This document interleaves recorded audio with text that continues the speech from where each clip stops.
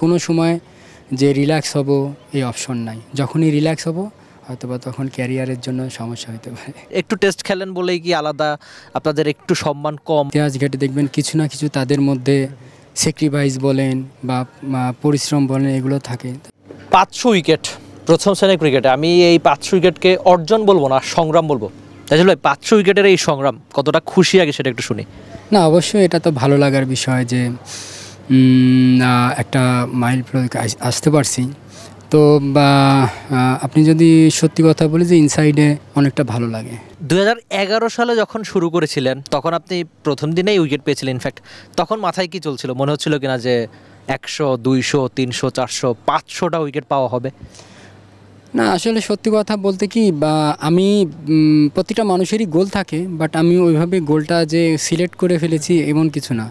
তো আমার যখন থেকে আমি খেলা শুরু করছি আমার একটা প্রসেস ছিল। টানা তৃতীয়বার অর্জন করেছে দেশের সেরা সুপার ব্র্যান্ড স্বীকৃতি বসুন্ধরা টিস্যু। প্রসেসটা হচ্ছে আমি জায়গায় জায়গায় কতক্ষণ বল করতে পারি বা আর কত লং টাইম ধরে বল করতে পারি। তো আমি যখন ক্যারিয়ার শুরু করি ছোট থেকে, তো এই জিনিসটা আমি ফলো করতাম। আর আমি এখনও পর্যন্ত আমি এই প্রসেসেই আছি। তো আমি আসলে 500টা পাইছি তার জন্যে যে হচ্ছে যে আমার মানে এমটা ফুল হয়ে গেছে এমন কিছু না। তো আমি আরও ট্রাই করতে থাকবো, দেখি ইনশাল্লাহ আল্লাহ কোথায় নিয়ে যায়। একটা প্রশ্ন আমার হুট করে মনে পড়ছে। মনে করুন আপনি ওই যে 2011 সালের ওই ছোট্ট তাইজুলকে যদি এখন পেতেন, কি পরামর্শ দিতেন? যে 500 উইকেটের আগে ওই ছোট্ট তাইজুলকে এখন কি পরামর্শ দেওয়া হতো আপনার? না, আমার কাছে মনে হয় যে আমি যে গোলটাতে ছিলাম ওটাই আমার জন্য বেস্ট ছিল, বিকজ ওটার জন্যই আমি সাকসেস। তো আমি হয়তোবা ইয়াং জেনারেশন যার সাথে আমি বলবো যে তার প্রসেসটাই হচ্ছে ইম্পর্টেন্ট। যে একটা অ্যাজ এ স্পিনার যদি টেস্ট ক্রিকেট খেলতে চায়, ফার্স্ট ক্লাস ক্রিকেটে অ্যাচিভ করতে চায়, তার অনেকক্ষণ ধরে এক জায়গাতে বল করার অ্যাবিলিটি এবং তার সাথে কিছু ভেরিয়েশন ইনক্লুড এবং মাইন্ড সেট আপটা যেন ভালো থাকে।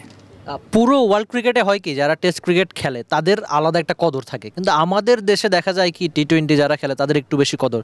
কিন্তু আপনি বলছিলেন যে তরুণ যারা খেলবে তাদের আপনি অলরেডি বার্তা দিয়েছেন যে ওই প্রসেসটা ধরে রাখতে। কি মনে হয় যে একটু টেস্ট খেলেন বলেই কি আলাদা আপনাদের একটু সম্মান কম, বা সব মিলিয়ে আপনার এই মূল্যায়নটা কী হবে তাজুল ভাই?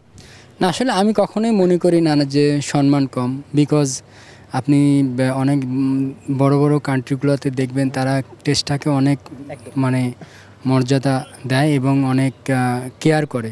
তো ইনশাল্লাহ আমাদের আমি এটা বলবো না যে আমাদের কেয়ার করে না, যে আমাদেরও যথেষ্ট কেয়ার করে।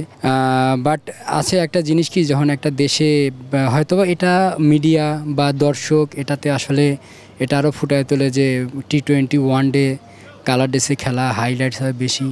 বাট অ্যাজ এ আপনি সেম টাইম দেখবেন যে টেস্ট একটা মানে পরিবর্তনের খেলা কি করে, যে আপনি 5টা দিন যদি আপনি টিভির সামনে বসে থাকেন, সেশন বাই সেশন একটা ইমেজ আছে, চেঞ্জ হয়। তো এটা বোঝাটা হচ্ছে ইম্পর্টেন্ট। যখন বা দর্শকরা এই জিনিসটা বুঝে যাবে হয়তোবা তারাও তখন ফিল করবে না টেস্টটা একটা অনেক একটা ইমেজিং খেলা আর কি। সঙ্গে আরেকটা ব্যাপার হতে পারে, এই যে আপনি 500টা উইকেট পেলেন, তা যদি আমি প্রশ্ন করি যে 500 উইকেট তো অনেকগুলো ব্যাটার, অনেকগুলো উইকেট, কোন উইকেটটা সবচেয়ে বেশি প্রিয়? সেটা কি অস্ট্রেলিয়ার বিপক্ষে কোনো উইকেট, ইংল্যান্ডের বিপক্ষে, নাকি অন্য কোনো উইকেট?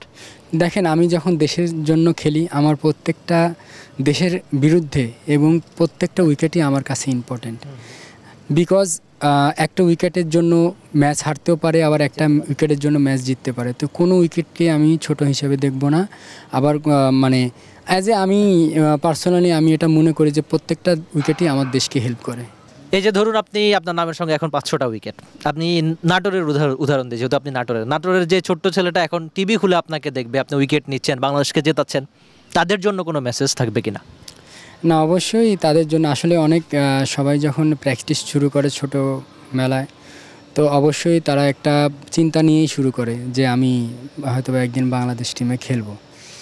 তো তাদের জন্য অবশ্যই বার্তা থাকবে যে অ্যাজ এ শুধু নাটোর না, গোটা বাংলাদেশে আর কি, জাস্ট তোমাদের পরিশ্রমটা এমনভাবে করো, নিজেকে এমনভাবে রিপ্রেজেন্ট করো যেন তোমার পরিশ্রমটা বৃথা না যায়, এবং নিজের ডিটারমিনেশন, নিজের ফোকাস, নিজের আত্মবিশ্বাসটা ওইভাবে রাখো যে তুমি ইনশাল্লাহ একদিন সফল হবে।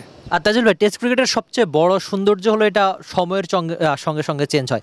আপনি যখন শুরু করেছিলেন তখন খেলাটা একরকম ছিল, এখন এই 2025 নিশ্চয়ই ক্রিকেটটা আরেক রকম। আমি যদি বলি যে এই যে তাইজুল এই সময়ের সঙ্গে সফল, কি চেঞ্জ এনেছে নিজের খেলায়? না, আমি বেসিক্যালি আমি অমন কোনো চেঞ্জ আনি নাই খেলায়, বাট চেঞ্জ কিছু আসছে ক্রিকেটে। যেরকম একটা সময় ছিল টেস্টে 5 দিনের খেলা অনেক ধীর স্থির ছিল, বাট এখন আপনি দেখবেন যে সেশন বাই সেশন বা অনেক ওয়ার্ল্ডের এখন অনেক টিম কিন্তু অ্যাটাকিং খেলা শুরু করছে। তো শুধু টেস্ট জন্যে যে আমি শুধু একটা দিনে 250-300 রান করলেই হবে এমন না, তাছাড়া অনেক টিম এখন কিন্তু 400-450 রানও হচ্ছে।